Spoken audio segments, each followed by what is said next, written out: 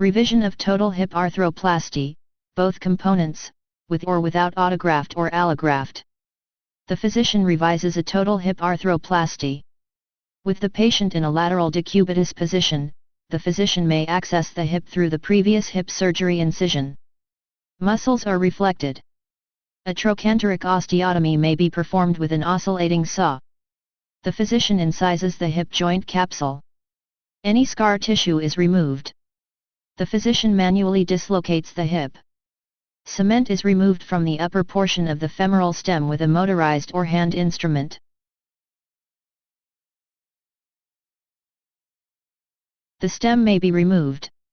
If the stem has fractured, the physician may drill a hole in the femoral shaft so that an instrument may remove the broken portion.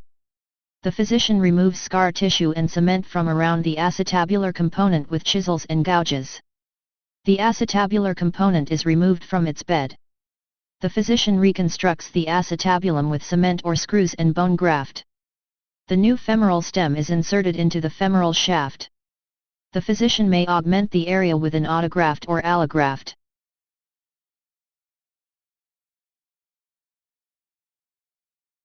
The physician reduces the hip and closes the capsule. The greater trochanter is wired into place. Suction drains may be placed in the wound. The incision is repaired in layers with sutures, staples, and slash or stri strips.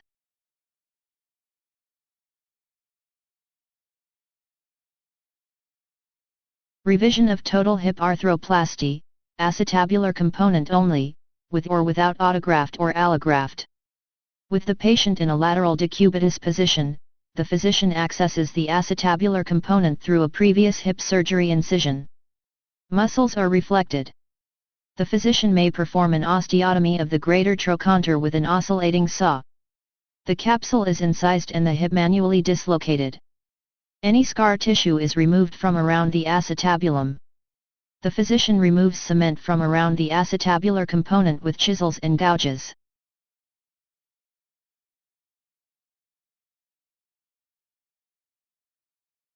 The acetabulum is levered out from its bed. The acetabulum may need to be reamed out in preparation for the new component. The physician reconstructs the acetabulum with or without cement. If the acetabulum is reconstructed without cement, the component is usually inserted and fixed with screws. Prior to the acetabulum placement, the physician may harvest a bone graft from the patient's iliac crest and close the surgically created graft donor site. Donor bone, allograft, may be used instead. If cement is used, it secures the new component in the acetabular bed.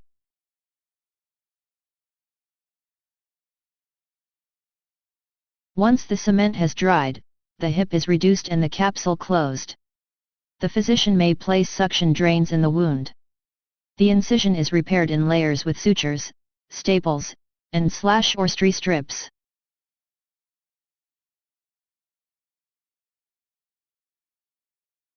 Revision of total hip arthroplasty, femoral component only, with or without allograft. With the patient in a lateral decubitus position, the physician may access the femoral component through the previous hip surgery incision. Muscles are reflected. The physician may perform an osteotomy of the greater trochanter. The hip joint capsule is exposed and incised. The physician dislocates the hip joint. If cement was used on the previous arthroplasty, the physician uses a motorized or hand instrument to remove it from around the upper portion of the femoral stem.